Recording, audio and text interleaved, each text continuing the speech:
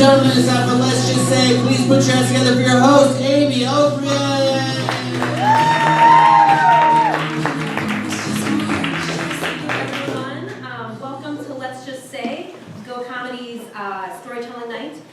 Thank you so much for coming out through the dark and the fog and all the difficulties it takes to get to a place anytime, anywhere. What you're going to see tonight is, well, first let me ask, who here has seen a storytelling night before? Okay, cool, so a good amount of people. Is my mic on? I don't think so. Oh. You have to turn on right there. Whoa, hey guys. That's better. Alright, so some of you have been to a storytelling night before. For those who haven't, what you're about to see is the lovely storytellers to my right. They're all going to come up individually and tell you a story that's something true that happened to them in their life. And just because we're in Go Comedy Improv Theater does not mean the story is going to be necessarily funny. The stories can be sad, they can be happy, they can be serious. A lot of them are a combination of all the above. The story can be whatever the person wants it to be. The only unifying thing is that they all have to tie into a theme. And this month, the theme is Great Expectations. And I decided to do that theme, honestly, because lots of other storytelling nights around town, they're all doing like Tainted Love and Love Sucks and some variation of that. And so I wanted to do something a little bit different but also kind of related. So that's how I came to the theme of Great Expectations. To start off, I'm going to tell a story. Before I start, I just want to say that the person that this is about, it's about a guy, and I changed his name, one, because this is being recorded, and two, because he has a really distinctive name, so if you happen to know someone with this name, like, it's probably him. So we're just gonna bypass all that and call this guy Josh. So let me tell you about Josh. So Josh was a bartender who worked at a restaurant where I worked. And Josh was really good looking. He was Mediterranean, he had really good hair, he had good taste in music and movies, and he owned a lot of vinyl and had a lot of tattoos. And and Josh, I'm totally gonna say his real name at some point. We're gonna try. I'm just gonna give it, I was practicing all day with Josh. Josh was friends with a lot of women, and this was very widely known, and he would flirt with everyone. He'd flirt with me, and I'd mostly just roll my eyes at it, because it was pretty cheesy, but sometimes he'd catch me off guard and just be like, so when are you gonna break up with your boyfriend? Which was always like at work when I was like making a Bloody Mary, like it was very inappropriate, and I would just kind of walk away. My best friend Colleen thought Josh was super lame. She thought he was kind of like trying to be like this super outdated bad boy, like a character on The Outsiders or like Johnny Depp in Crybaby or something like that. And he was kind of going for that, but I didn't mind. I gave him a pass because whatever, he was cute. And actually, when my boyfriend and I did break up, I started casually seeing Josh. And it was fun for a little while. We went on quirky dates where we'd go to places like the original House of Pancakes and the Gibraltar Trade Center, which is... Obviously I didn't write this because I would not write a story where that happened. And he also, he took me to concerts. It was pretty cool, and the best concert he took me to was Jack White, which was really, I love Jack White. So anyways, there comes a point where I tell him, like, I'm starting to have feelings for you.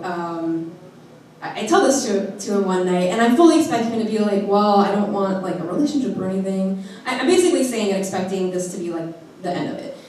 And instead he's like, yeah, I like you too. But I really have a hard time trusting people. And he says some stuff like that, and so I leave kind of uncertain what's going on, but I have like this kernel of hope that maybe this will turn into something else. So we don't talk for a couple days. We somehow don't work the same shifts, and then my friend Ash, who has been away out of the country for years, suddenly is back and comes to my work to visit me. And after my shift is over, she has 2 friends with her too. And after my shift is over, we go across the street to Tom's Oyster Bar, if anyone is familiar. And we're catching up, and Josh isn't there, but his 2 roommates are. And they almost immediately invite all 4 of us back to their place for a party. And I don't want to go because this would mean I'm showing up at Josh's house, like uninvited by Josh. And I'm trying to talk them out of it, but they're like, let's just go. We like never do anything fun. And they're going, and so like I'm going because like I'm the only one who knows these people. Like if you go, I go.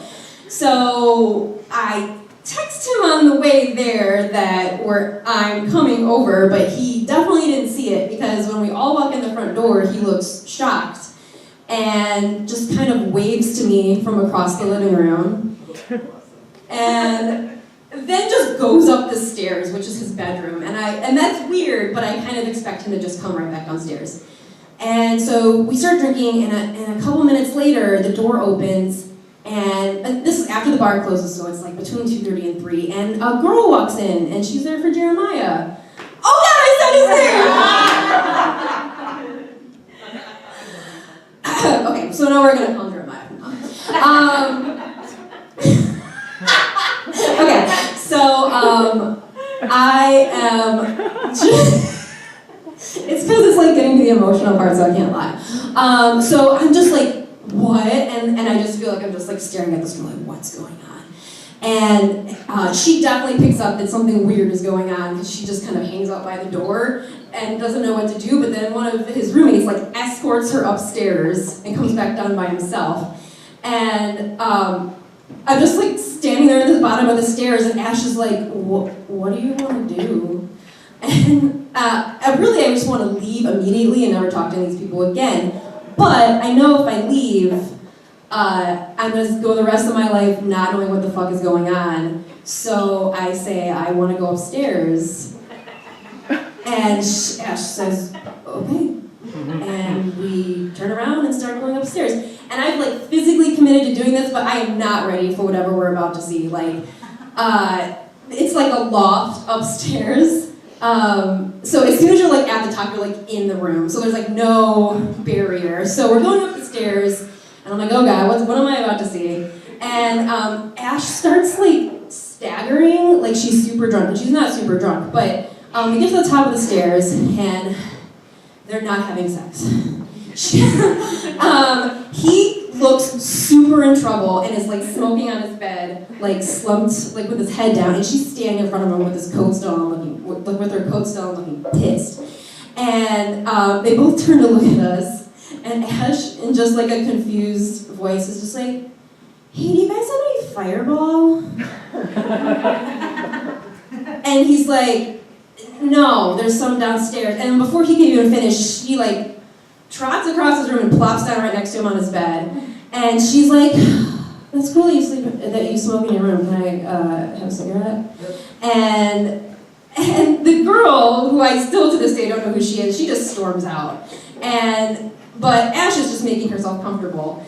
And she's like reclines on his bed and is like, she's just like low-key throwing shade everywhere. She's just like, hey, this is a really cool bedroom. Like, this is a cool loft. It like reminds me of my freshman dorm. And like, these are really cool like pinup photos you have. And this is a really cool American Apparel poster. Is that like ironic? And I actually texted her that I was telling this story on stage to see if she remembered any details that I did. And she's like, yeah, what was up with his room? Did he have like a lava lamp or something? And he didn't, but like that's how she remembered how like he was just this dude that was trying super hard like in her head. So anyways, I haven't been talking this whole time, and I finally am just like, forget this, and I stand up and I scream like, fuck you or something, and storm out. And in the days after this, it occurs to me that I had no business thinking this guy was going to be anything like a boyfriend. Like, first of all, before we got involved together, his roommates would always refer to all the women he was involved with as his harem. So that should have been a sign. And then, like, when we went to Jack White, I dressed really nice. I wore, like, kind of like a rustic dress with, like, black lace trimming. Because, like, Jack White's, like, old-timey, or he was at the time. I don't know what he is now. But, so I looked like I was on a date, and he just wore a shirt that said Bad Seed on the front. Which, it was actually a Nick Cave and the Bad Seeds t-shirts, but, like, no one knew that. People on the street didn't know that. They just saw, like, an annotated situation that, like, I wasn't aware of. So, in conclusion, what I learned from this story, well, I learned two things. My friends have better judgment with guys than I do. And don't put great expectations on someone who could never, ever be what you want them to be. And that's my story.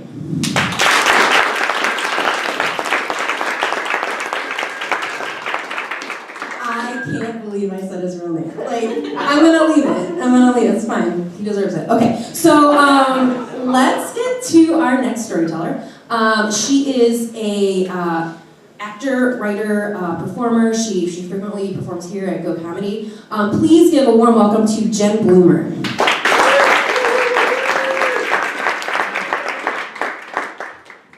Hello. I'm a little bigger than Amy, so I'm just gonna take this. Whoa. Hi. Hello, everybody. So my story is also about dating. Shocker. Great expectations. So I've always, like probably everybody in the entire world, struggled with dating, done a lot of bad dating. But about a year ago, I started dating someone that, I don't know, like I had been friends with him for a while, and then one day it was like, when you're at the optometrist and the thing like shifts and you're like, oh shit, yeah, I can see, this is great. He was like the best dude. He was so funny. He thought I was funny. He's cute. He's like smart. He's sweet. And I was like, all right, I gotta like. He like knew me. We knew each other already, so it wasn't like that totally bad thing where you're just like, cool. What's your favorite color? Like, it wasn't like that, but it was like, all right, now we're dating, so I gotta like show this dude what's up. So we've been dating for like a month, maybe, and I was like, you know what I'm gonna do? I'm gonna invite this guy over to my house, which is something I fucking hate. I don't want anybody in my house. Ever. Like, stay out of my house. I like to be alone. Like, hiss, bro, go away. Like, I'm gonna let him in my house, and I'm gonna cook him dinner, which I don't do either. So I was like, I'm gonna do all these things that are just inherently not me in hopes of furthering this intimate relationship. So I invite the dude over, and I'm like, I'm gonna recreate this dish I got from HelloFresh, where they send you the ingredients, like, it's like, if you want to fuck this up, you gotta work. And I was like, it's really good. It's like braised chicken thighs with couscous and haricot vert, and like, it had demi-glace in it, which I still don't know what demi-glace is, but I tried to make it from scratch, which turned into like, it's some reduced chicken thing. Anyway, that's not the point of the story. The point is, he comes over, I'm making this thing, and I'm like, it's like, Jesus, take the wheel, I hope this is okay. We're drinking like some like Argentinian Malbec, which I don't even know if that's where it's from. I'm like, just give me vodka, but I was like, I'm really like turning it up for this guy. And he's so nice. He's like, oh my God, thank you so much for cooking. This is great. And I'm like, okay, great. Yeah, this is so cool. So we're sitting eating on my bed because I live in a studio apartment and we don't have anywhere to go but there. And we're like drinking this like wine. And I'm like, oh, also, I secretly and in a psycho way knew that I was in love with this dude like 2 days after we started dating. So from that point, it's like a race for me to not get so drunk that I'm like, I love you. And he's like, great, that's cool. So I'm like sitting there and I'm looking at him, I'm like, oh my God, like this is, how the fuck does this guy exist? There must be something terrible about him. But then I start feeling like really bad. Like not sad, like emotionally I'm okay, but physically I'm like kind of sick. And you know, when you get that kind of sick where you're like physically fucked, where at first you're like, no, I'm not getting sick, it's fine, like you're in denial. I start getting like that denial kind of sick, and we're sitting there and I'm like, hey, just want to let you know that in a minute I might have to go puke, so if you want to go, that's totally cool with me. And I'm still trying to be like, this is cool, you're at my house, I cooked you dinner, I'm such a person that's in the world. I'm like, no, oh my god, yeah, no, are you okay? Is there anything I can do? I'm like, no, nothing to do. So I go, totally barf, it's disgusting. And he's just sitting there, and he's totally just like, oh my gosh, is there anything, do you want me to hold your hair? And I'm like, no, I don't want you to come to the bathroom with me while I do this. So I was like, if you want to go, it's fine. He's like, no, I'll stay. And I was like, great, cool. So he falls asleep, and I'm like every 2 hours on a schedule, just like barfing. I'm like, I know we can hear this. He's pretending this. Like, I know we can hear it. This is it. R.I.P. Best dude of all time. And then eventually I'm like, okay, it's cool. I stop barfing. I'm like, I'm gonna go to sleep. So I lay down, and I'm laying there. And I want to preface this by saying that I'm friends with like this group of girls, and they are always like, we know that someone can be our friend if they have a story about shitting their pants. And I'm always like, well, I don't, but I hope I can still be your friend at that time. So we fall asleep. And I'm laying there, and I also want to point out that I am like I'm not someone who is graceful, like physically like agile in any way. So we're laying there. It's like 3:30 in the fucking morning, and I wake up in a start. And I don't know how I knew this, but I was like, you have just shit your pants. I swear to God, I was just like activated. It was like, I woke up and I was like, oh my God, okay. I turned into like a fucking panther. I got out of that bed so fastly and so quietly, like more quickly and quietly than I'd ever done anything in my entire life. And he's like, you can tell he's like asleep, but maybe not like totally in like the dead zone of sleeping, because he's like, and I'm just like creeping. And again, I live in a studio apartment. There's nowhere for me to go that he can't hear or see. And I'm like, not today. Not right now. This is going too fucking well. I will not accept this. So I very quickly and quietly like tiptoe like a fucking burglar to the bathroom. I rip my pants off and just throw them out my bathroom window. I don't know if 1 second. They are gone. They are my pants that I wear when I'm like trying to be like cute in my pajamas, but like I also know my butt looks really good in them. They're gone. They're done. R.I.P. So yeah, I tossed them out. It's like a 4th floor window. So I was just like, get out of here. And I threw them away. And then I was just like, fuck, I don't know what to do. So like, obviously I took a shower, because I mean, this is a disgusting story, and I'm so sorry to take care of it. But, like, I'm not a complete monster. And I was in such like a sick and just like, I was panicking. So I went out in like this daze, and also all of the stuff in my apartment's like white and light colored, so it's like airy and nice. And I was like, shh, great, here we fucking go. So I walked out with my phone. I couldn't even figure out how to turn the flashlight on, so I just had like this dim glow of like whatever my wallpaper was, and I'm just like tracing my steps, like please God no, don't let, and everything was fine. So I went to bed, and I woke up the next day, and I was like in a bathrobe, so I tried to play it off. Like I'm just like, oh. He's like, why are you in a bathrobe? And I'm just like, oh, I just like felt gross in the middle of the night, so I took a shower.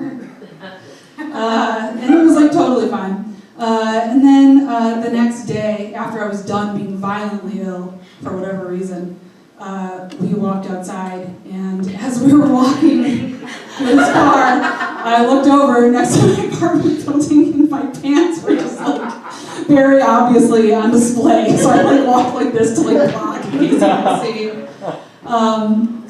And I guess I meant to make a point with the story, but the point was that at the time I was very worried about super impressing him, but about 5 months into dating, one day we were driving down the street, and I was like, oh, by the way, the first time I ever made you dinner, I shit my pants and threw them out the window. And he still loved me, so don't worry about having high expectations of yourself when you start dating.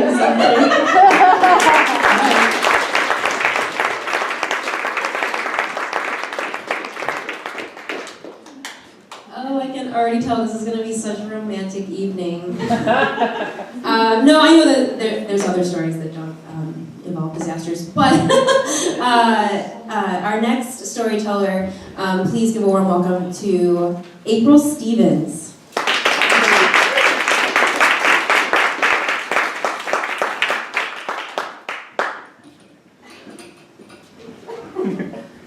Hi, I'm April, and I'm just going to give you a little story about my journey of expectations. I was a good girl when I was little. It was easy for me. That was my personality. I was expected to be a good girl, and I was. I was expected to be a good student, and that's where the breakdown started. My parents were not very good at teaching life skills, so I unfortunately didn't learn like good study habits, things like that. And I was lucky because I managed to kind of just teach myself, and I was good at standardized tests, so I made it through. It was okay, but that was my first kind of realization that maybe my parents didn't know everything and they couldn't teach me everything. Then I was, when I was old enough, I was expected to get a job and keep a job. Just to be able to, deal with your own money, things like that. Unfortunately, lack of life skills.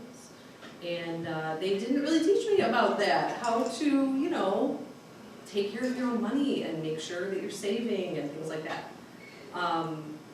But, so I had to kind of figure it out on my own. And so there was a lot of anxiety for me, my own self-imposed expectations of how things should be going, and then seeing how other people dealt with things, and I was I don't know how to do that. I don't know how to balance a checkbook. I don't know how to do all these things. But just keep on keeping on. And the next stage of expectations in my life was actually super easy. There wasn't any pressure or anything like that. And that had to do with meeting my husband. That was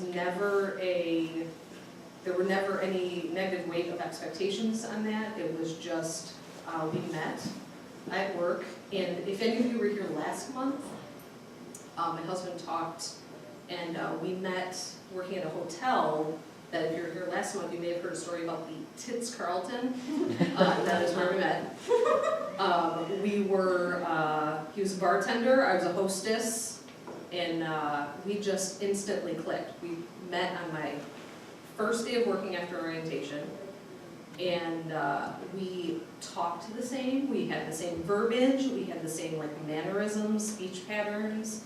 Some people said we looked like each other. Weird kind of at the time, but we were dating other people at the time, and so eventually we got rid of those people, and so we hooked up, and it was right. We dated for 6 years before we got married, lived together for 5 of those. It was just easy. It wasn't, that part of life at that time was easy. There was no expectations of anything. It was just enjoying. Except then, of course, there's all the adulting expectations of that period of your life. So you have to have a job and you got to pay your bills, and luckily though we were still kids, if you will. We weren't. We were in our 20s, but so we lived in an apartment. We didn't have to worry about home maintenance. What is that? We had no idea. But eventually, we decided, hey, we're going to do this. We're going to get married, and then, a month later, let's move into a house. And we got very lucky because we didn't actually have to buy the house. We just took over a house from family, which worked out really good because we were totally not any way prepared for the process of buying a home. That would have been just a disaster for us at that time. But we had very low expectations of ourselves for this house. We didn't plan to be there for more than a couple of years. So like we did like the bare minimum of home maintenance. Thank you, YouTube, because that was like how we learned how to do like anything. And also thank you to my dad, because he would like randomly come over and help us with stuff. But we really didn't know like what we were doing, and we were okay with that. But then we were like, okay, well, it was time then for like the next step, the next milestone. So then we had our first son. And super easy pregnancy, and then Grayson arrived, and Grayson was like the biggest challenge of our entire lives. He never slept more than 20 or 30 minutes at a time. He cried like all the time. He needed to be held all the time. He was a lot. And so we were in like survival mode at that point. My only expectation was to keep him alive and reasonably healthy and get us both to work on time. That was it. It was just surviving at that point. No like lofty expectations of being like the best mom in the world or anything like that. No, I just needed to like, you know, nurse and work. Like that was it. And then the weight of life's expectations and my expectations like came like crashing down when he was like 17 months old and my job got eliminated. And I had to learn how to be a stay-at-home mom. I had to learn how to like be with this like really challenging toddler 24 hours a day. And also deal with the emotional impact of like losing my job. I felt inadequate. I felt like I wasn't contributing to our little family.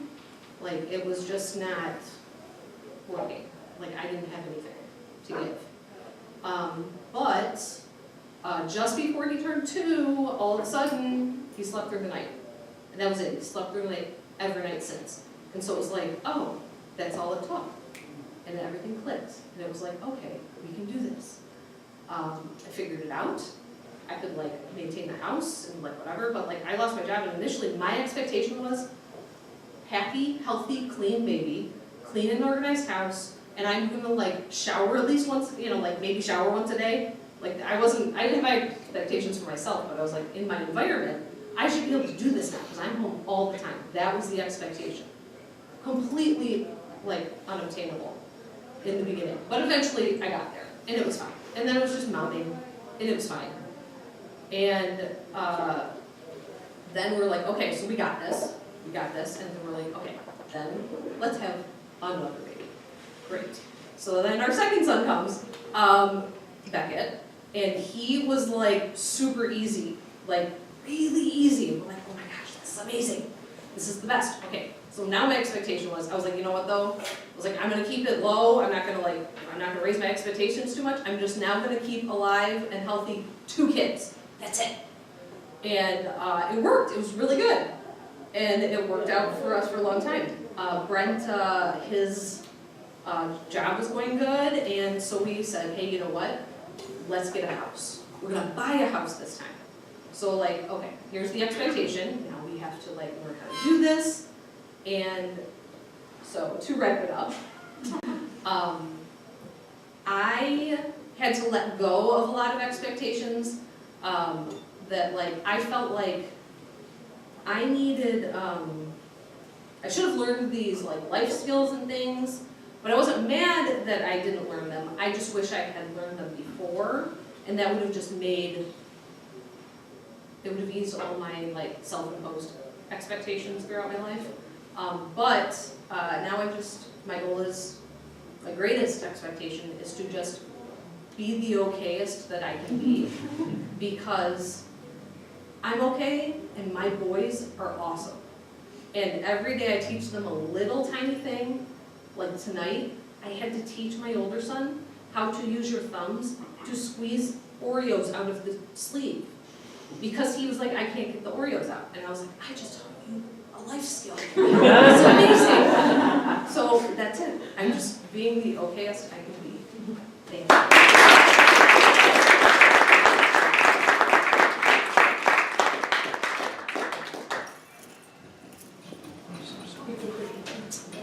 Thank you, April. Our next storyteller is a stand-up comedian. This is his first time in this show. Please give a warm welcome to Sean Zorn. Thank you, Amy. Amy saw me do a show where all I did was tell a story about the time in 8th grade where I was the only boy singing in an all-female choir. And she came up to me and said, do you want to be in my show? I was like, all right, Amy.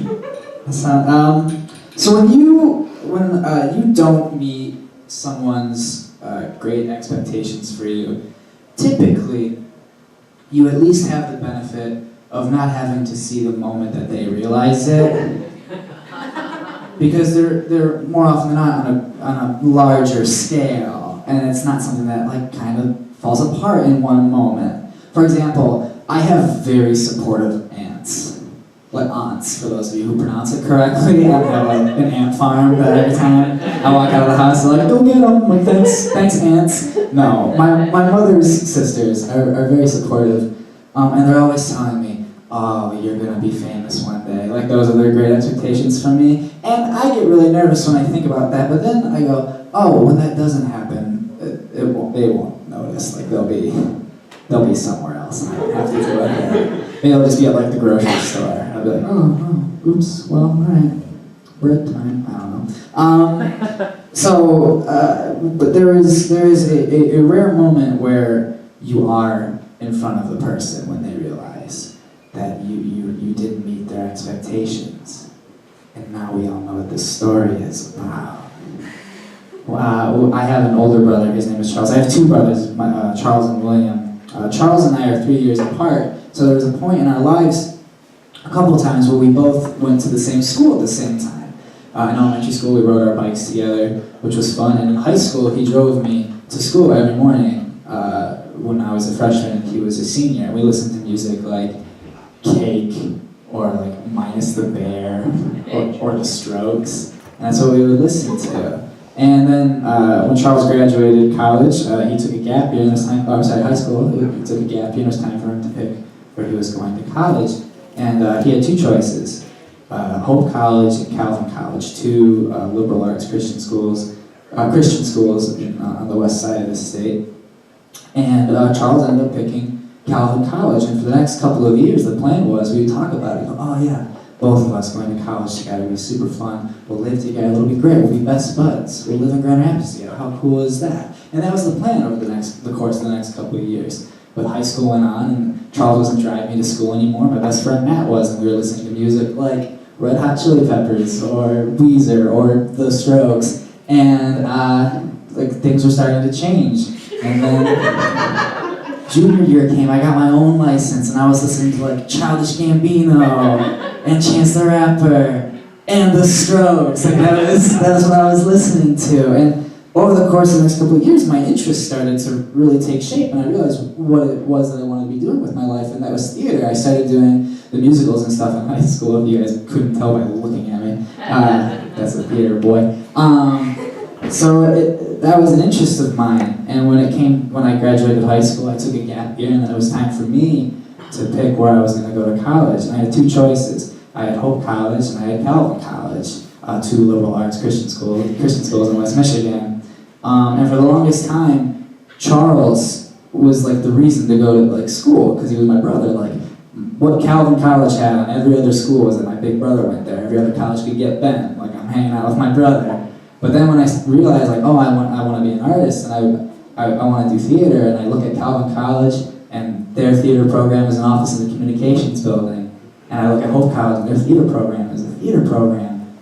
It was the first time in my life I had to pick between like my own interests and family, and I picked my own interests. I picked Hope College, and I dashed everything my brother and I had talked about for 5 years at this point. For 5 years we had talked about going to the same college together, and then I just decided not to. I did not want to tell the story tonight, and so I couldn't tell him. I didn't know how to tell him. I made my decision early fall, and I couldn't tell him, and I didn't. I didn't end up telling him. He found out on Christmas morning. Yeah, guys.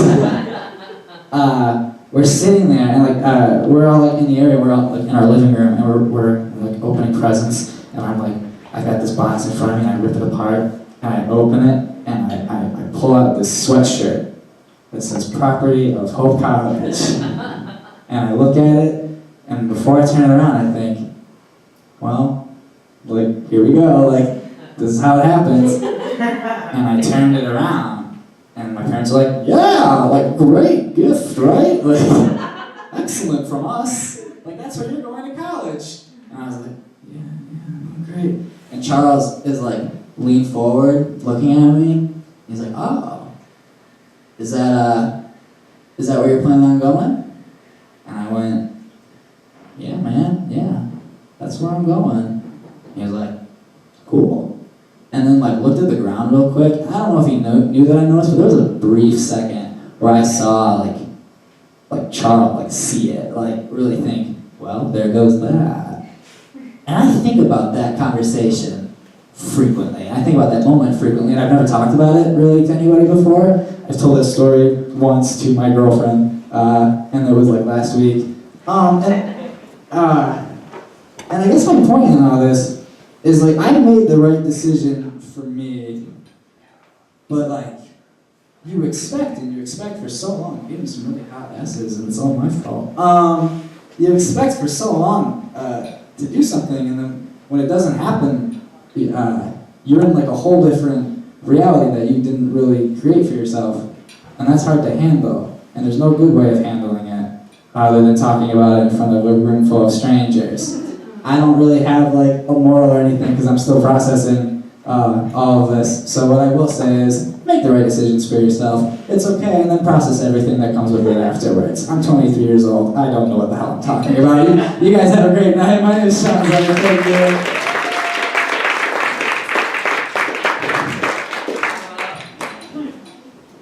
I am so much older than you. Even before you said your age, I was like, you were in high school when Childish Gambino became a thing. Like, oh my god. Also, totally, like, literally didn't even realize there was chairs on stage. But if anyone else wants to use them, they are welcome to as well. The next storyteller, I had a hell of a time learning how to pronounce her name. And it's not really a hard name. I just have so much, like, I think I just put so much pressure on myself, but I think I've got it. It's Zhenya Gazman, right? Okay, please welcome Zhenya Gazman.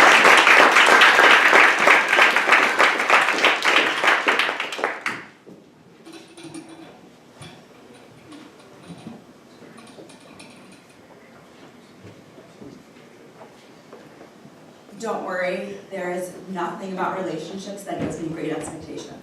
This is not a love story. I am the first person, is this on? It is. I am the first person in my family to go to college in the United States. I was accepted to the University of Michigan and rejected by Michigan State. And I couldn't wait to leave home. The beginning of my college education is bookended by two photographs. The first photograph was taken at Markley, one of the dorms, of myself and my roommate Julie. It's welcome week of college, and the furniture is in the process of being moved. There is a bureau of drawers, and we're sitting on top of it, leaning towards each other, frozen in time, laughing. There's joy and hope and great expectations. Maybe the next day, not more than a day after, I woke up alone in our dorm room. I woke up really suddenly. I felt sick, but I'm not somebody who drinks like regularly, or definitely not at that point in my life. So I responded like a 3-year-old. Instead of going to the bathroom to throw up, I threw up on the bed. And, even at that age, I should have been grossed out and gone to clean up, but I felt really exhausted. I had this like overwhelming sense of exhaustion. So I kind of curled away from the mess and tried to go back to sleep. but that happened a few more times, and I was throwing up blood.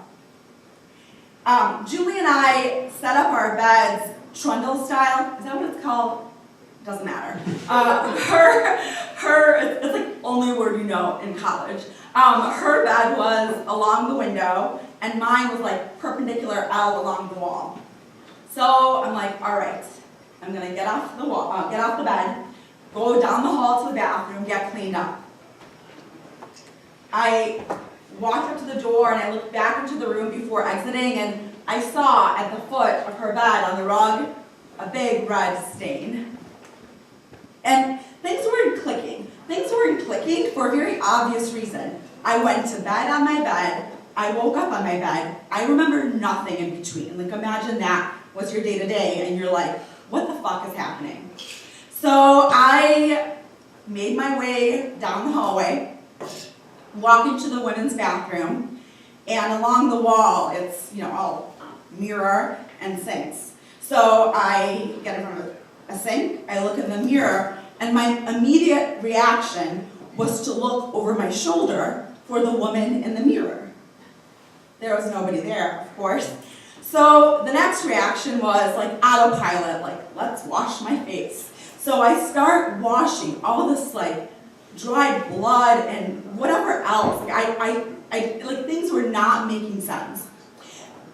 I washed it off enough to realize that my right eye was sealed almost completely shut. I cleaned up myself enough to go to my next stop. My next stop was my RA's room. She's been an RA for about 3 days at this point, and this is what shows up at her door. So I knocked on her door, and all I could say about what's going on was, I feel sick. And she looks at me and her face, it's like, and I didn't want to be standing up. She had a beanbag because it's college, that's what you have.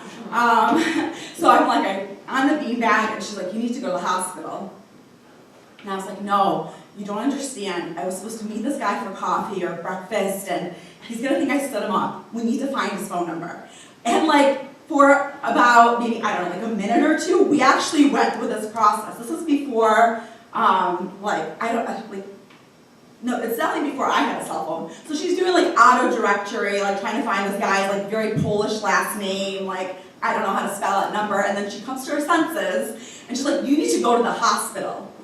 If any of you are familiar with the Ann Arbor layout, you can see the hospital out her window. It's Markley, it's across the street. So it was the shortest ambulance ride ever. And I arrive in the ER, and all attention's on me. No one wants to make me wait for anything. There's no triage. It's not only are the nurses there and the doctors there, it's the police, the detectives, and I'm just let me sleep. I had I had a concussion, a contusion, a skull fracture, and I had internal bleeding, so they would need to keep me overnight to see if it would, longer than overnight, but if the bleeding would go down on its own, so they wouldn't need to operate. So this is why people wanted to go to sleep, because there's a lot of bleeding going on in my head. So I'm look, don't wake me up for anything except Gaggy, because I hate needles. I need to be aware of this moment happening. I remember being in the neuro ICU, and I remember everybody's immediate reaction was she was assaulted. Who's your boyfriend? Who's your ex-boyfriend? How many males are there in the hallway? And it was just and I didn't feel something was wrong with my body. I didn't feel I was raped. I didn't feel that happened. I feel even though now I think about it, I'm what would that feel in the morning if you're not even conscious? Probably wouldn't feel anything. But the reality is, my mom, who's here tonight, set these detectives straight. She took one look at me, and she's this girl fell on her head, which became the ultimate theory of me somehow falling off the bed in the middle of the night, knocking myself out, getting back up and going back to my bed. The second picture of the beginning of my college education is of my first day of classes. We're now at South Quad, totally different dorm, still me and Julie, and I look so different. I look timid and so unsure and I have a black eye still. I remember hearing at the hospital, I'm lucky the impact wasn't closer to my temple. I probably will never remember what happened that night. I am just grateful I woke up. Thank you.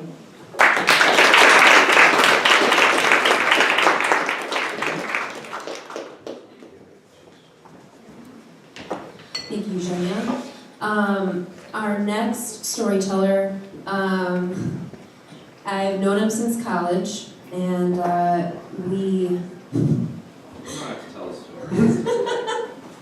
I want to. We were once on a radio show where we were both the guests, and he was like stealing CDs from the radio station, like while we were on the air. Like he was ripping them to his computer, and it was making like a high pitched noise that like was on, like went on air. So it's a really good memory I have with him. Please welcome Frank Accavetti.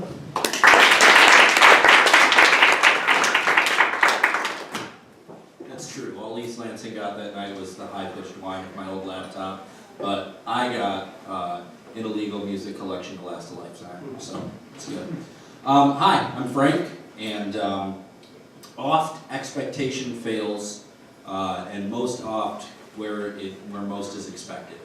And that's the Shakespeare quote from a particular play, and if you know the name of the play, you know that it's a lousy play, and also you know the ending of the story. However, that particular quote is usually reinterpreted and updated as expectation is the root of all heartache, which is a quote attributed to Shakespeare, but obviously it's short of quite a few offs and thus and thous and thuses, and there's no way that it's something that he actually said. It's just a wonderful update on things, and it tries to communicate to people that the more you expect, the more you're going to be let down. And that's really what he was saying in the first place, and that's okay. But I'm not going to give a talk on Shakespeare. I'm qualified to. I have a degree in English literature. Fortunately, this is neither a lecture hall nor a TED Talk. This is a story, so I get to tell you now the story of how I disappointed everyone I ever met. So, expectation. I have, throughout my entire life, spent a lot of time living up to expectations. That's what we all do. We are told constantly, hey, what I'd really like you to take care of is, and the better trained you are by your parents from a young age, or in my case, not just my parents, but my great-grandmother that raised me, and she was Depression era, so she, really had harsh expectations. You had to live up to them, or else you weren't going to get your ration card that day, and it was a really big deal. I don't know where she got her ration cards. Anyway, so I learned that whatever I had to do, I had to live up to other people's expectations. So, like some of our other storytellers here, I found my expectations to be a little bit more my own when I got to the point of going away to college. And I decided that I was going to go away to college and become a teacher. I wanted to be a teacher because I love being right and I hate traffic. So I picked a career path. Look, people, give teachers crap all the time for, oh, you just want the summers off. I didn't want the summers off because I hate myself when I'm not working. I don't know how to stop working because, again, great-grandmother, Depression era, raised with strong blood. Point being that I decided, I really don't like driving in traffic. What's a career where I can drive to work in off-peak hours? And also, how can I stand at the front of the room and tell people things that I know? And if you weren't clear that I like doing that, I literally told you a Shakespeare quote when I first got up here, and why other people think that it's the wrong quote. Look, it looks better on a laptop sticker, but we gotta stay true to the first quote. Good? Good. So, I went to college, I became a teacher, I got out of college, I had a fancy degree, and I went right off and got a job, which was not the easiest thing to do. But I was confident, and I had all these new skills, and I said, I am going to go into this school that's been established for decades, and I am going to have all my new ideas, and I'm going to show these people who have been there all this time what all the new things I can do for them and for the students, which is, if you flip the script a little bit, what it looks like when you've been slaving away at a job for a long time, and a young cocky a-hole walks in and says, hey, what you're doing is wrong! And that was me. I was the cocky one. So I walked in, and and I started to immediately not fall into the, I'm gonna be, I'm gonna sit still and watch how everybody else does things and go forward from there, learn my place, and then I'll introduce new ideas. Right from the start, I was 100%, we've got to do this and that, and I found my niche with the students. I did not with the staff. I've always been bad with working with other people. It's cool, I'm a school principal now. Anyway, spoiler, it works out. So, at that point though, it is not going well, because people tend to think that I am standoffish, and that I don't participate well in conversation, and that I'm just a bit of a cocky jerk. And for a long time I thought, well, that's just what they expected me to be. And so about 3 years in, 2.5, which is when they start to decide if they're going to keep you forever, because that's how tenure works. They decide at the end of year 3 if they are going to keep you forever or if they are going to cut you loose. And well, in the middle of that year, I started bonding with a man who was brought in as a new kind of administrator, that sort of thing.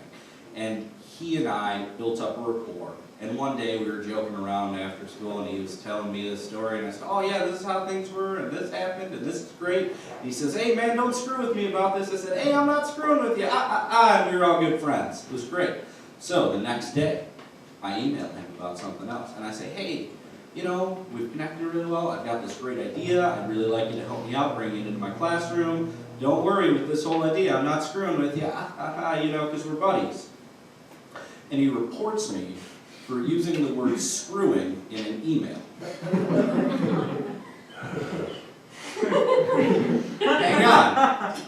Hang on. And my contract doesn't get renewed because I have a poor rapport with other staff members.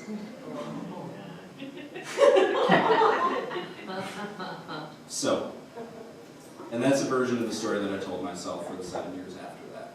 And I left there, and I had a black mark on my resume, because you don't just, even though you decide to leave and it's all good, I decided to go and it just wasn't a good fit, everybody gets to suspect what actually happened there. And so I left that school, and I had to work my way back up through places that were not as nice, but that formed me very well, and I got a lot better experience other places, and I worked with people who were a lot more deserving, and I worked with coworkers who were a lot nicer and a lot more open to ideas, and overall, I obviously did better because, again, I worked my way up to school principal, so I did okay for myself. I don't know what he's doing, just kidding, I do, and he's not a school principal. But life's not about revenge against that man or anybody else, because it was about, for 7 years, that I based everything I was doing on building myself back up, because I didn't live up to these people's expectations, and they decided to throw me under the bus and blah, blah, blah, blah, blah. But if you remember, I walked in from the very start as a cocky jerk. And I lived up to those expectations perfectly. Every moment of every day for 3 years, I was, look how great I am, I know all this cool stuff, you guys should really appreciate the fact that I'm here to help you out. And as a result, I was let go. And it wasn't because of the thing that I said. It's never the bad thing that you say that ends up costing you the job. It's how you react to it. And I fought it, and I claimed that he said it first, and it turned into a big rigmarole. And it was my reaction to it that showed them how I would handle the situation for years to come whenever I was brought into a conflict. And if I couldn't be trusted to work with someone else over something as small as the fact that I typed the word screwing into an email in reference to, like, jesting, and obviously not the other thing that screwing could mean, obviously, is it a homer? Did you ever check? You know, if you inhale, it plays a different note. Anyway, yeah. All right, so what I learned in the end is that I was living up to their expectation perfectly. And they expected me to be a jerk, and so I was one. But for 7 years I went on thinking, oh, they were the jerks. They were the ones who got me. And it took me that long to finally figure out that's not how you work with people. It took me a lifetime of working with much better people, of really being humbled by that experience and having to work my way back up. And as a result, being a much better person, not just in teaching, but also in working with others, in being an administrator. And it's brought me the strength to be able to lead buildings and lead initiatives and actually make something out of my life and my career. I spent all that time that I was fighting against them with the expectation that I lost that job because I was a loser. And if that's the expectation you have, then you become one. I got fatter, I lost my relationship, which was technically a marriage, and things went poorly for me. I gotta wrap this. I'm sorry. Sorry, it's cathartic at this point. Anyway, but that expectation doesn't have to define me. Just like my son, who is wonderful, is labeled in some form or fashion as a child of divorce. It's something I had to report to his pediatrician, and they checked it on a box, as if that changes him and his expectations. And I would just like to say on his behalf, and because I'm learning from him and going on my behalf, that nobody else's expectations get to define who we are. We get to do that for ourselves. Thank you.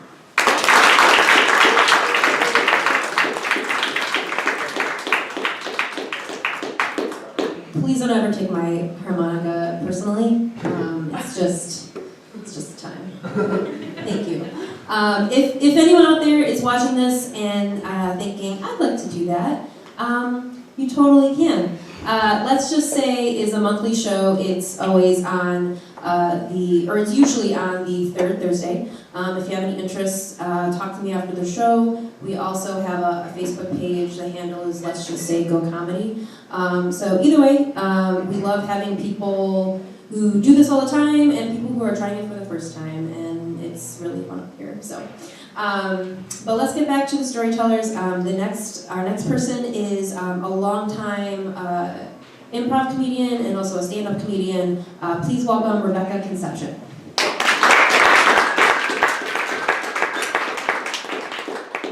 Hey everyone. I'm used to doing dick jokes up here, so if I slip and something comes out that's really foul, I already apologize in advance. My great expectation came in the form of my life plan. When I was 18, I wrote a very detailed life plan. It went a little something as follows. It was, I was going to go to college and graduate, become established in my career, live independently, travel extensively, graduate from the Second City Training Center, marry my long-term boyfriend at the end, late 20s, have a baby. Buy a house, get a dog, have a baby, have a second baby, and then live happily ever after. Because that's kind of what, the basic life plan was what I had come up with. And I was like, all right, cool. And everything was going perfectly, because failure was not an option with me. So I graduated from Wayne State in 1998. I double majored in radio, TV, and journalism because I was going to be the next Carmen Harlan. That didn't happen, by the way, guys.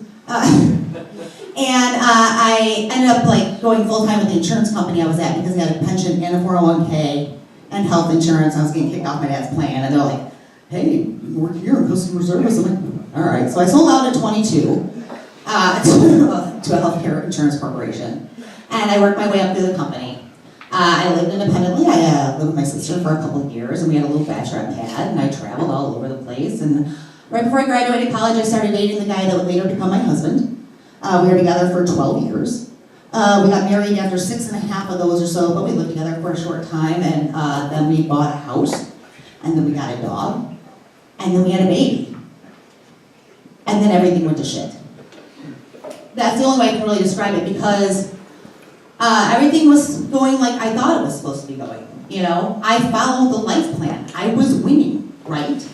I mean, I had a 401k plan. Who has that at 30? Whatever. A lot of people, as it turns out. Anyway, I felt really good about myself, y'all. But then, all of a sudden I woke up and I realized I was in my weird own personal version of hell. It was like Groundhog's Day, but Bill Murray wasn't around to keep things funny. It was like, and I hate that movie to this day, and I really hate that I hate the movie because I love the movie so much. But anyway, yeah, it resembled my life too much, and I realized I was really miserable, like really miserable. All the stuff that I like to do for fun, the traveling, the improv, the hanging out with my friends, that all went away when you have a little tiny person that depends on you to do everything. And when my daughter was 18 months old, my husband started talking about having another baby. Like, you know, we're not getting any younger here, kiddo. Those eggs aren't gonna last forever. And I'm like, oh no, if I have another baby, I'll never leave. And I'm like, oh, holy fuck, why would I even think that? That's weird. That's not my life plan. My life plan is going according to things, but then I'm like, wait a minute, I don't want another baby. Because I didn't want to be married anymore. And that was a really hard decision for me because this was my person. You know, this is the one I picked, you know, I'd known him for so long, and it was just like, how do you give up on that? You know, how do you give up on someone that you have been with forever, who knows you better than you know yourself, you know? But I realized that I had to become Jesus meeting with myself and realized that while I thought my life plan should be, was maybe bullshit. Maybe it wasn't meant to be like that. You know, maybe I was meant to do different things. Not necessarily greater things, because Lord knows we're talking about me here, but different. You know, so I had to have the hardest conversation I ever had, and I sat my now ex-husband down, and just told him I don't want to be married anymore. And he was supportive. He's like, the most important thing is that you're happy, and that I'm happy. And I mean, he wasn't happy about it, don't get me wrong, you know, because I'm pretty awesome, but I said, you know, the thing is, we have this kid, she's 18 months old now. We gotta figure out how to make this work for her. Because she didn't ask for this. She didn't ask to get, you know, parents who get divorced, you know. I said, so, regardless of whether or not we're married or not, you and I, we're still a team, yo. We gotta make this work for her. So a couple of years later, I got a divorce, and that was 2011. In 2013, I lost my job of 18 years. I lost my father, and I lost my boyfriend, all within a span of 6 weeks. And thankfully, weirdly, but thankfully, my ex-husband was one of my biggest supporters. He's like, whatever you need, I got you. Because he was close to my dad too, it was like his dad, you know? So I feel like I'm very lucky because I've spent the last, 6 years now. I've now been divorced longer than I have been married. And it's not been easy, not even close. But it's been mine. You know, it's my life, according to how I wanted to live it. I started doing improv again, which I missed terribly. I started doing stand-up, which I never thought I would ever do in my entire life. I have a happy, beautiful, well-adjusted, mostly, 10-year-old who makes me laugh every single day. My ex and I, still great friends. We're not together romantically, we haven't been for many, many years, but we're still good friends. And I think I bought a house, you know, on my own. I traveled.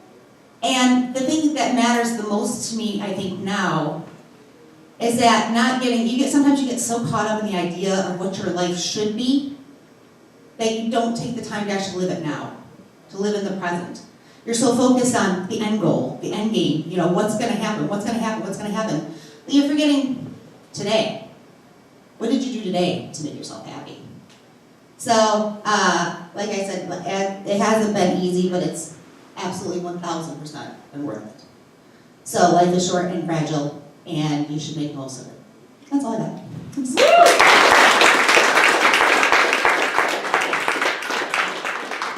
Here's the part of the night where we ditch the mic stand. It happens every show. I just get sick of putting it back, and it's more fun anyways. Thank you, Rebecca. How's everyone doing? Everyone doing good? Awesome. Thank you so much. You've been such a wonderful audience. We have a few more storytellers. And without further ado, I'd like to get to the next one. His name is Justin Vieira. Give him a word. Hey everybody, super excited to be here. We all are too. So I may be a fugitive from justice with a warrant for my arrest. And as if the spirit didn't tell you all that already. You know, and this is the story of how that happened. So when I was 18, I went to school at Arizona State University. I was a freshman there. Woo, Sun Devils, yeah. Nobody? Okay. And there we go. I think you're lying, but we'll just pretend. And it was not a good time for me. I started doing a lot of drugs all at once. I was broke as a joke completely. And I was failing out of school. It was not a good time. And I had a group of friends that I eventually gravitated away from, but they were into that sort of thing. So my roommate, Colby, and this guy who was one of the shiftiest guys on our dorm floor, his name was Church. We were sitting around stoned one day, and we called him Church kind of ironically, by the way, because you would never catch this guy dead in the church. And we're sitting there, and Colby tells us, hey, you know, a bunch of my high school friends and me are going down to South Padre Island in Texas for spring break, which is where they film the MTV specials. And do you guys want to come? And we're like, hell yeah, are you kidding me? This is going to be the best trip of our lives. And it would turn out to be a life-changing trip, but not at all in the way that any of us had thought. So the time comes and spring break rolls around, and we go to the airport and fly into Houston. And we drive down 4 hours together to the hotel, Little Radisson we're staying in Corpus Christi, which is pretty close to South Padre. And at this point, I realized I don't have any money whatsoever. I didn't bring any money. I had no cash. Somehow I brought my checkbook, which is of no use to me. And luckily my roommate's like, I'll lend you some money, don't worry about it. So we get drunk, pass out, wake up the next day in the afternoon, and we all decide we're going to meet at the down on the beach, which is right near the hotel. So we're walking around there, and it's one of the weirdest beaches I've ever seen. And I'm from an island, like I've seen a lot of beaches. This beach is completely covered with giant jellyfish that are just dead and we're washed up. You can't walk like 2 steps without kicking one. And so we're all pretty grossed out by that. And we go back to the hotel, we get ready, and we just drive down to South Padre Island. It's a 4-hour drive down there.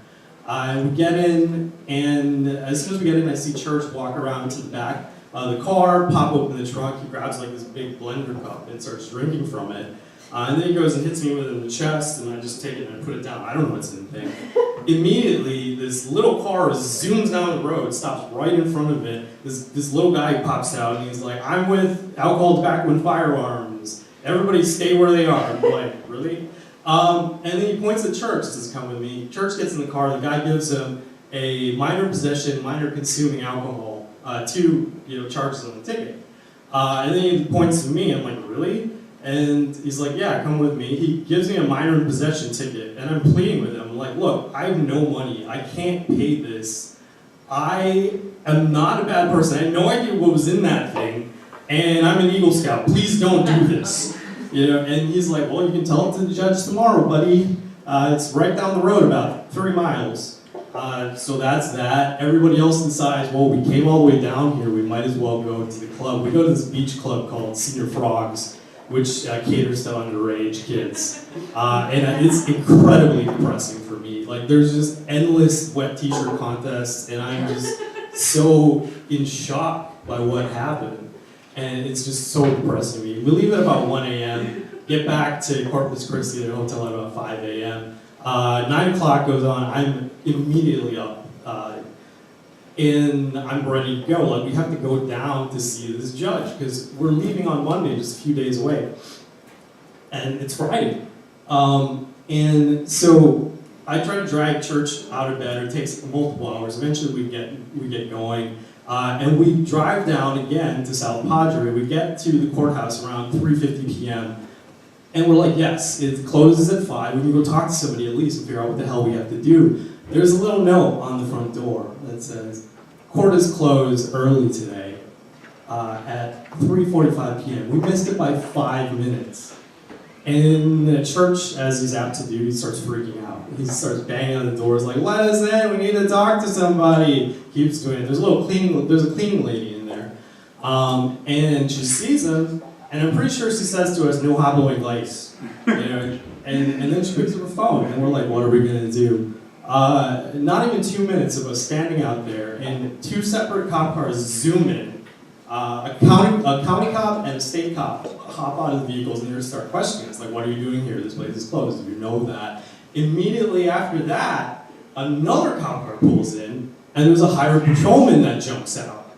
And this is the most irate cop I've ever seen in my life. He's screaming at us, like, what are you doing here? Did you know this courthouse is closed? Show me your IDs right now. And Church, like, completely loses it. And he starts yelling back at the guy. Immediately gets put in handcuffs, thrown in the car, and driven away. And I'm like, what the fuck? The other two cops that are there are just standing there like, this is a normal thing. And I lose it too. I start crying. And these two cops are asking, like, what's wrong with you? You know, like, what is the big deal? Like, they don't get it. They think this is an everyday occurrence for them. And I'm like, you know, we're in from out of town. Like, we're from Arizona, college students. I don't have any money. We're only here till Monday. We have to catch a flight early on Monday. I don't know what we're gonna do.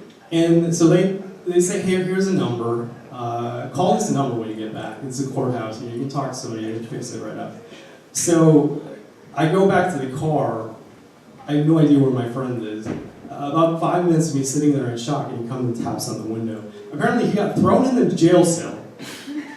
And the patrolman told him, you need to calm down. And as soon as he did, they had a nice conversation. He drove him right back, dropped him off at the door.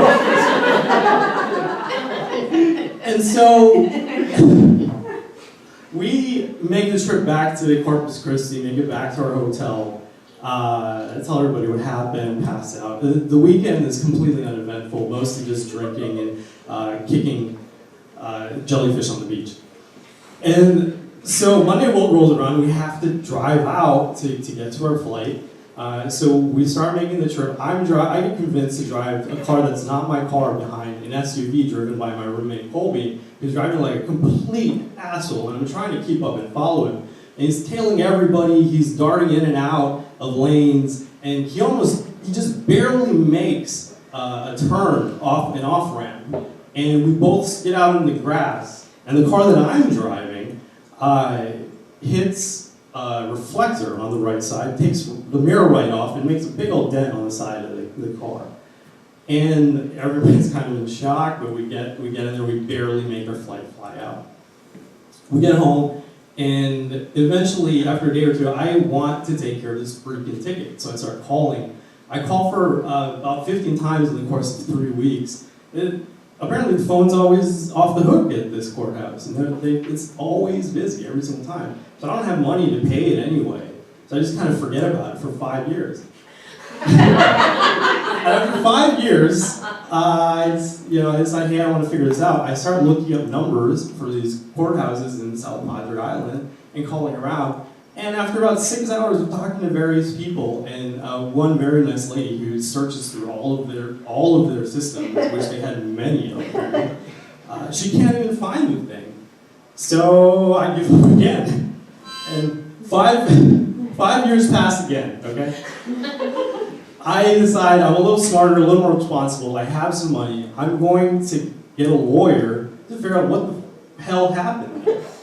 And she looks into it for me. I have a bunch of back and forths with this lawyer. It's very nice. And she says, I can't find the charge either. I don't know what happened. But if you ever do have a problem, call us, and I'll take the retainer that you pay me, and it'll go towards your defense. I'm like, a nice lady. She gave me a nice letter also that said, I tried in good faith. And that's where it stands. And I think the moral of the story is, if you ever see a beach with just covered in dead jellyfish, run. I'm just... That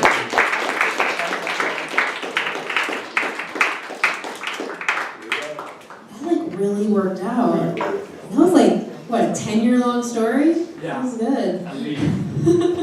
Our next storyteller was a very last-minute addition to the show. He is one of the co-owners at Podcast Detroit. Please welcome Bob Waltenspiel.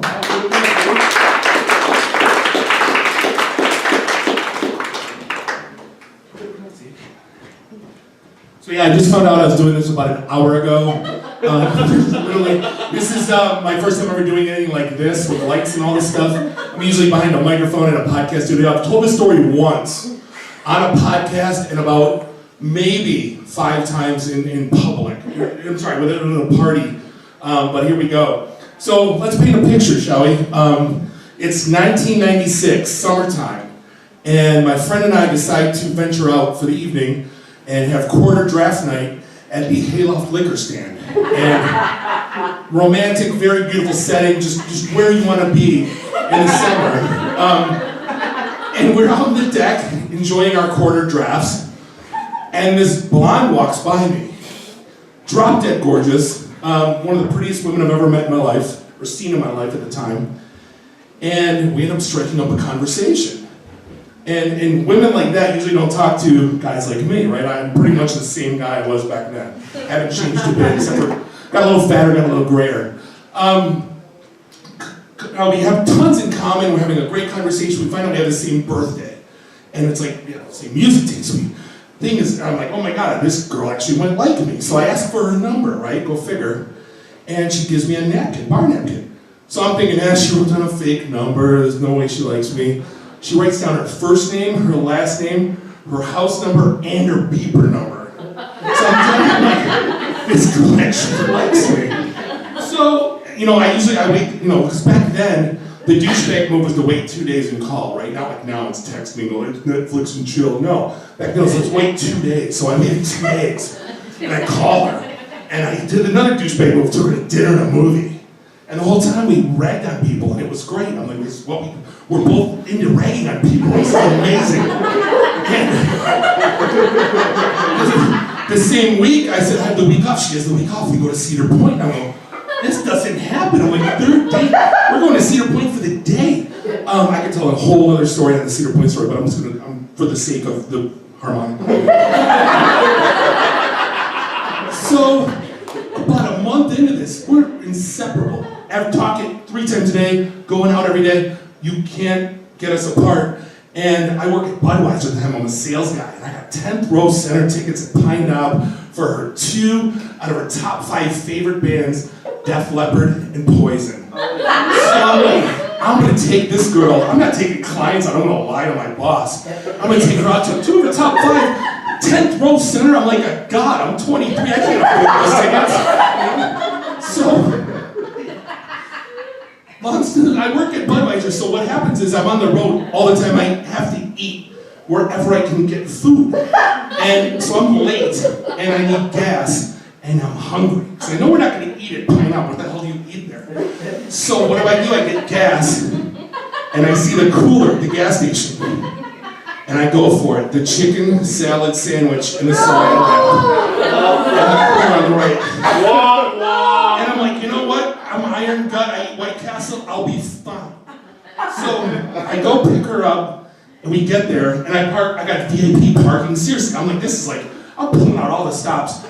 Right in her, well, let me rephrase. I drive in her 2-day-old leased Ford Escort. Right? I'm driving because I'm the guy, and I gotta, I'm the guy.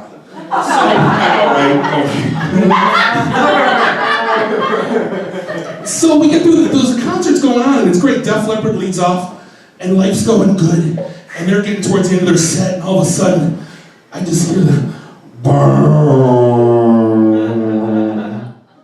and it's my stomach, and I'm like, oh no.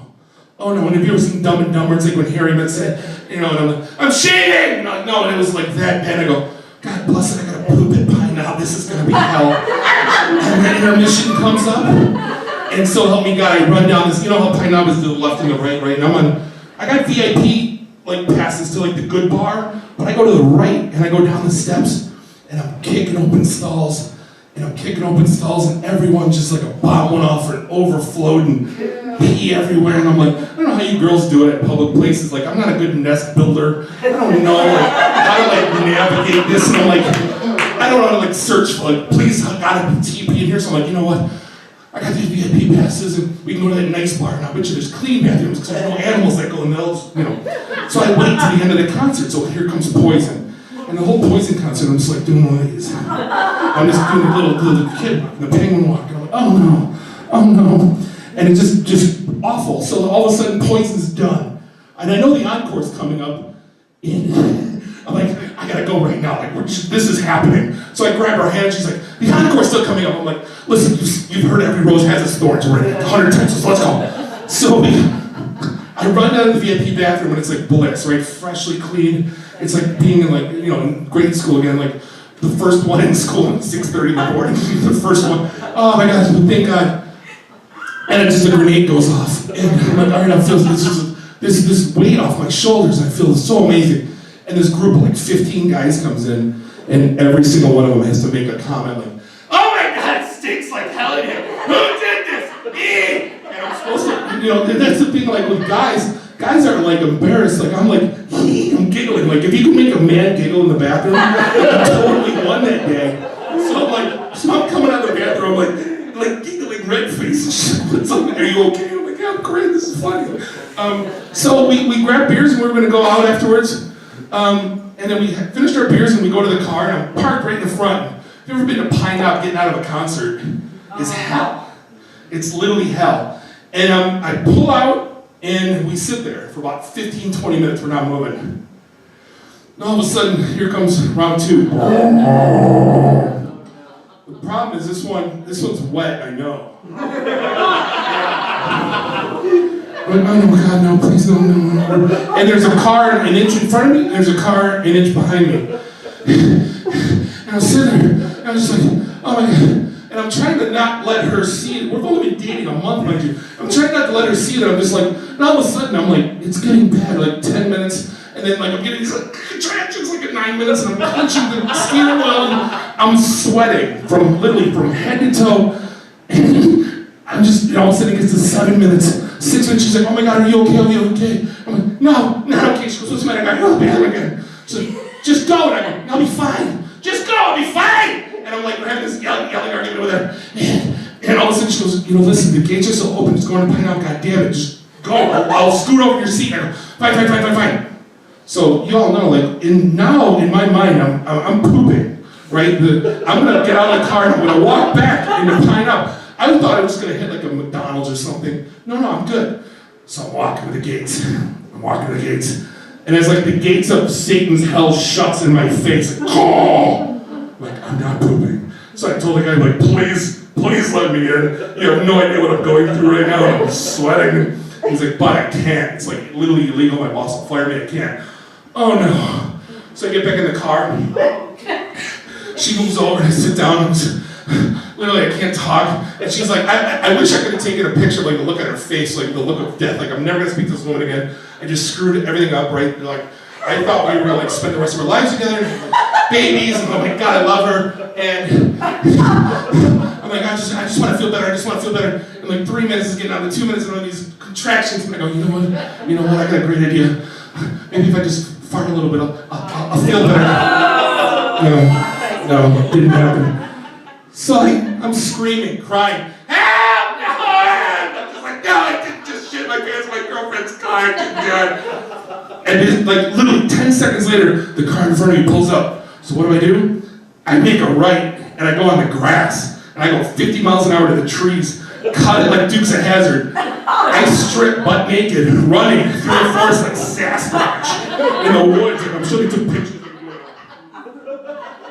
And I completely make myself feel better. I destroyed one of the trees. Thank God I wore one of those t-shirt wife beaters under my shirt. So I did a little spritz, I'm okay. So now the walk of shame, right? I'm going back to her car. And it was like complete unspoken word. To this day, I have no idea what I said to her, if I called her the next day, or how I got home that night. But all I know is tonight I'm going to go home and see her at home with my 3 beautiful daughters. Long story short.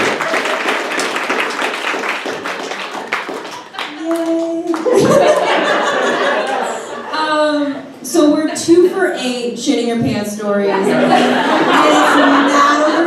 not over yet. So,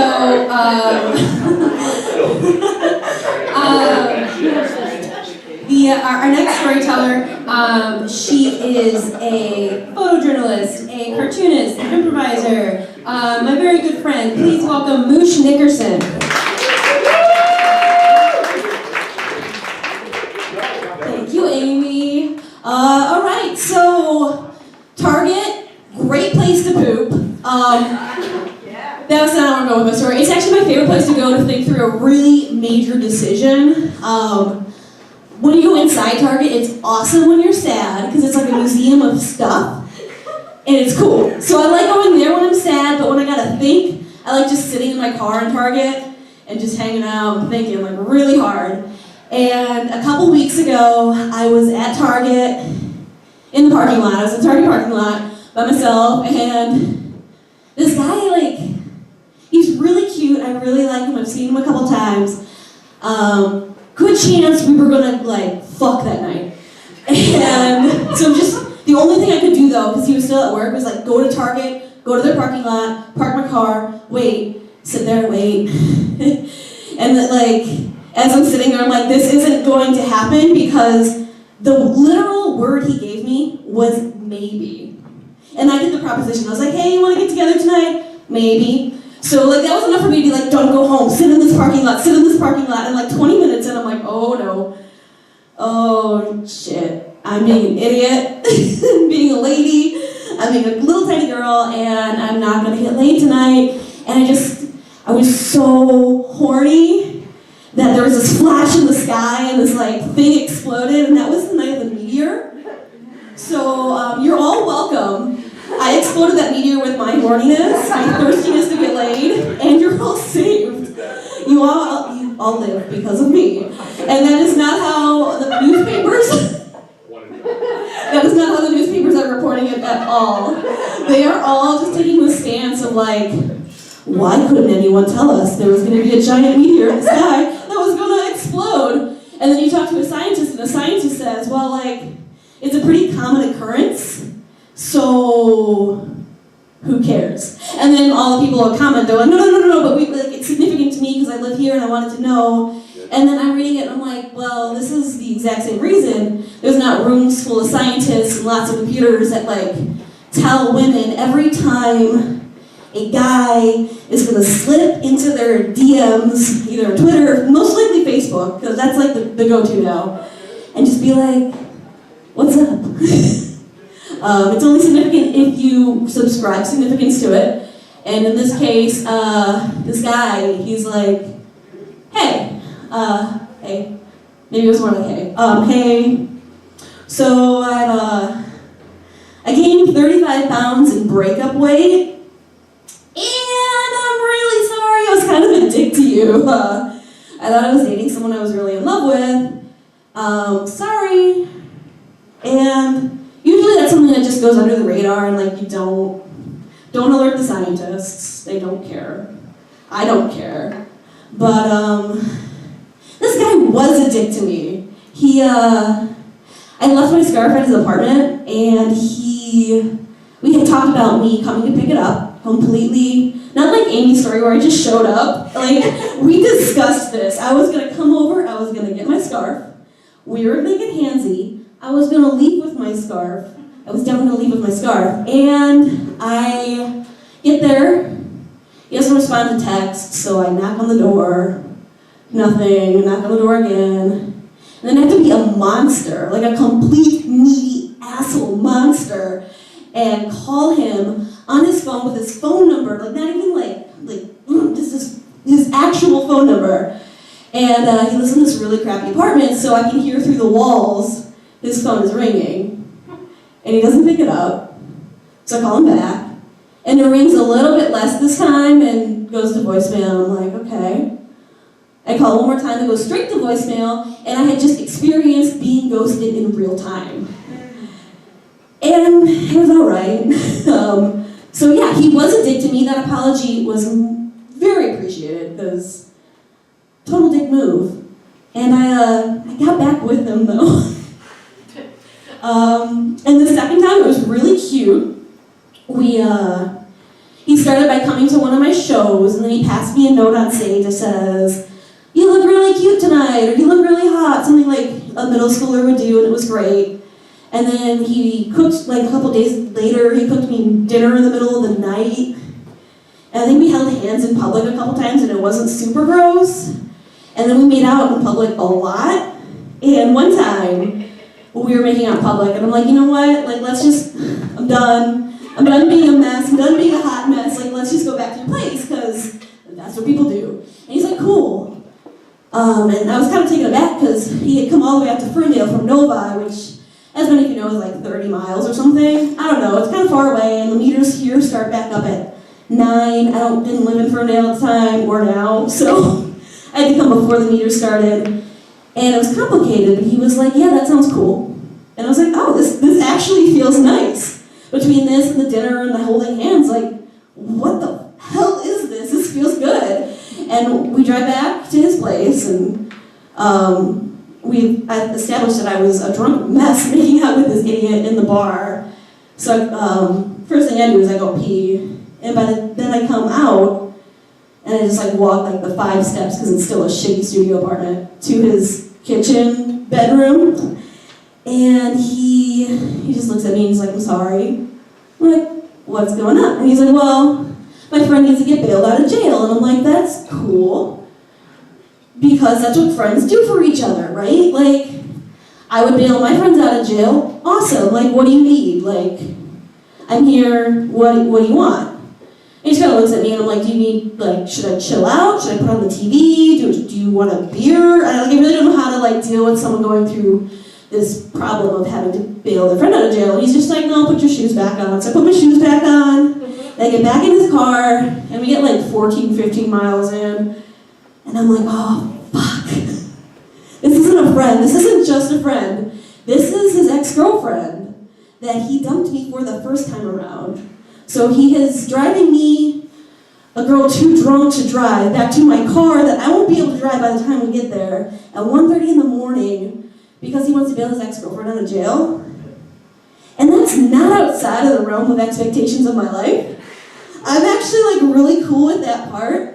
It came like 3 days later that I was like, I lost my shit, because he didn't actually bail her out. He dropped me off in my car. I had to like wait, as you do when you're drunk. A bartender gave me Red Bull because my story was compelling. And so yeah, a couple days later I find out he didn't actually bail her out of jail. It was her dad that did. And I don't have a dad, so I flipped the fuck out. I'm just like, that's not fair! You're not married to her, you're not in love with her, but you still love her, and you were gonna bail her out, but then she's got a nice family and a dad that can bail her out of jail. I can't trust anybody in my family to bail me out of jail. And that's kind of when it clicks. Like, expectations have nothing to do with anybody else. It is all just you and your own like weird sadness and the stuff that like you might want out of life. And like some days that weird sadness is sitting in your car in Target just wanting to get slayed so bad that a meteor explodes and saves all of your lives. You're welcome again. Or sometimes the expectation is that the meteor's actually going to hit you and just take out the target and take out your car, and that's it. So, the end. Sorry it's so sad. I mean, I didn't marry anyone who's on fire. Or shit my pants. Well, you saved us from the meteor. Like, that's better than all the other things. Thank you, Moosh. We are down to our last storyteller. I want to thank everyone again for coming out and being such a wonderful audience. Let's just say it happens every third Thursday of the month, and next month the theme is going to be firsts. Just as a heads up, if there's anyone out there who wants to come up here and tell a story, you are more than welcome to. But now for our last storyteller. He is a member of the resident cast here at Go Comedy. Please welcome Alex Quayle. Thank you, Amy. Give it up for Amy, everybody. I love your show so much. It's not really nice. I texted Amy earlier today and I said, I've never been more nervous to perform on this stage. Which is absolutely true, and that means something because I've performed on the stage like 50 times probably. And I'm so nervous to tell the story because it's about one of the most embarrassing nights of my life, the first time I performed on this stage. It was an open improv jam. And just to back the story up, I did have some prior improv experience at this time. At Central Michigan University, there was this group that you could audition for, and they had like these great turnouts and like these coached rehearsals that went really well. And then there was also the group I was in, that all the people who didn't make it into the first group joined. It was a lot of fun. We didn't know what we were doing, but everyone in the group always told me, so, you remind me a lot of this guy who graduated last year. My nickname became New That Guy. I'm not going to say his name. For the sake of the story, let's just call him Kathy Lee Gifford. So they called me New Kathy Lee Gifford. And so when they met me, when I met that guy, you can imagine how disappointed I was when I found out that he sucked. That's one of the worst people ever. And like we were at this party, and he was like, I think Britain has it right where they don't censor violence and they allow sex. Which is like, yeah, that's true, but we weren't talking about that at all. Like you just said that out of nowhere. Like that's not. He could do the worm, which is like the most annoying trait a person could have. All of this exacerbated by the fact that everyone told me I reminded them of him. And so anyway, he was like this pretentious, tall, skinny white guy with thick glasses and balding, reddish blonde hair. And I'm not like him at all. But so anyway, after I was academically dismissed from Central Michigan University, which is the equivalent of being kicked out of Applebee's for not meeting the dress code, I was no longer improvising, and I started doing stand-up. And I started doing stand-up for the same reason everyone does stand-up. I thought I was funny, and I had no marketable skills whatsoever. So I thought I was funny, and then I started doing stand-up and found out that I objectively was not. Which is what every person who does stand-up finds out. And so I'm doing the open mic circuit, and who do I run into but Kathy Lee Gifford, not the actual one, the one from the story. And he is still awful, and he was as unfunny as I was, and would offer me advice all the time. Like one time he's like, in your act, you really shouldn't, like, you shouldn't say the F word, you should think it. And I just thought, fuck you, dude. Which is like, I didn't say it, I thought it, so he tricked me into taking his advice. And also, that is a line verbatim taken from the You Made It Weird podcast by Pete Holmes. And it's like, yeah, dude, we're at an open mic in the Midwest. We all listen to that podcast. So anyway, I have nothing going on in my life besides comedy, and I'm doing horribly at it. And so I was like, I'm pretty sure that I am a funny person. Maybe I can try improv again. And so I go to an improv jam, and who's there? Kathy Lee Gifford. Not the real one, but the one from the story. And so in the lobby, he says to me, he's like, I was kind of nervous when I saw you were here, and I was like, oh, I'll be like more funny than you. Which he didn't say it in a way that was like a razz, like you'd say to a friend, and I know that to be objectively true because that guy's not my fucking friend. And so anyway, it's a long-form jam, which was hosted by one of the storytellers tonight, and I'm so nervous to tell this story for that reason. And anyway, so for the first group goes up, and so just to compare and contrast a stand-up open mic with like an improv jam, like with an improv jam, it's like, all right, these are the rules. Like, have fun. If you want to laugh, but laughter's not enough, you can say sauce. And like I was trying to think of a way to like explain what a stand-up open mic was like, but then on Facebook today, the Michigan Comics Network, which is like where you can like post about open mics and stuff, someone said, hey, are there any mics tonight? I don't want to be alone with my thoughts. And that explains it perfectly. It's a bunch of people, exactly. It's a bunch of people who don't want to be alone with their thoughts, expressing them publicly into a microphone. And so anyway, the first group goes up, and everyone, it's the hottest crowd I've ever seen. Everything everyone's saying is getting a laugh, and not even like great moves or like just exploding with laughter. I was like, this is what I need. I needed T-ball is what I needed. I needed like an easy swing. And the next group goes up. I'm called up with like, 6 people, one of which is fucking Kathy Lee Gifford. And so there's a first scene where there's a bunch of people who are like in a wacky fraternity. And there's whacking it up, as improvisers do. And So someone calls scene, and then I walk forward with Kathy Lee Gifford. Kathy Lee Gifford says, hey, what's up with those guys in that fraternity? This is where it gets really bad.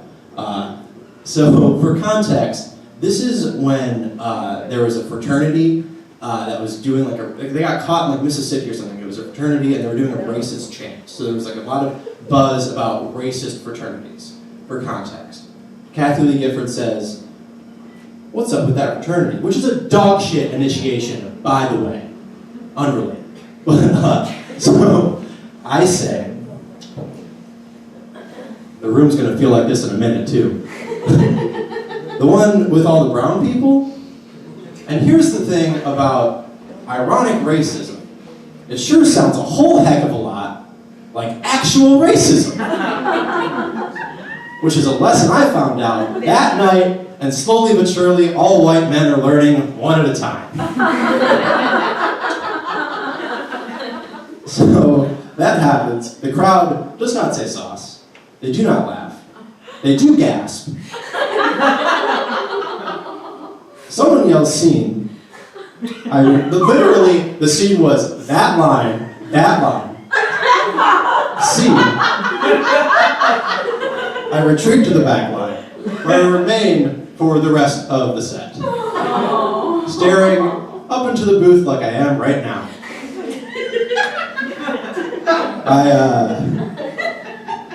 Afterwards, Kathy Lee Gifford was like, what the fuck, man?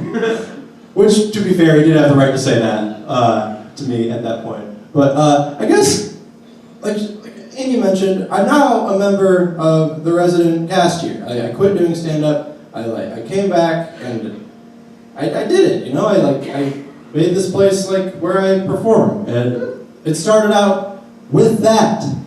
So I don't know. I put a lot of expectations into that one moment, and I think a lot of times we put expectations into moments. And I think that moment was big for me because it made me so grateful for every opportunity I get to perform on this stage. And I'm not saying everything happens for a reason, but everything happens. So give it a reason. Which is a line I took verbatim from the Pete Holmes podcast, You Made It Weird. Thank you.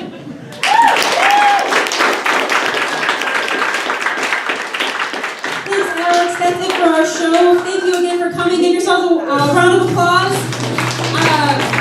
The bar is still open tonight, so go ahead, have one more drink. If not, drive safe. Thank you so much.